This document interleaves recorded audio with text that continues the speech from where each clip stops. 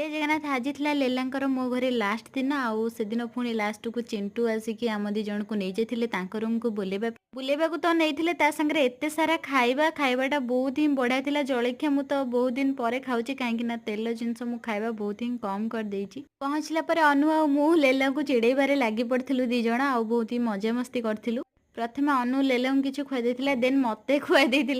तापर आमे तीन जण मिसिकी खुआखु हेई सब खाଇବା खाई देइथिलु। आ ई बाबू हमर गोटे चप धरिकी बसिचंती काहेकि ना आंकर काश होउतिला आ काश सिरप अधिक खाई देइचंती। मेडिकल ले रही रही पूरा पेशेंट हेई गलेनी। देन तापर दिन सकाळे लेला आ मु गाँ को चली सेठी पहुँचला पर अपा सब खाଇବା बने देइथिले। तांकर तो देह खराब थिला बेसी किछि बनै पारि न खाइबार थिला भात डाली भजा ता संगु तरकारी बढी चूरा आंब से गरम आ खरा रे पहुँचला बेलको खाइबा पई जमा भी इच्छा नथिला। सेमती अल्प किछि खाइ नैथिला जेहेतु लेलांकर बाहागर हेजिबो सेति आम घर को आसीबार एटा तांकर लास्ट एटी वीडियो को एंड करूची। जदि वीडियो भल लागिथो चैनल को निहाती सब्सक्राइब करंतु।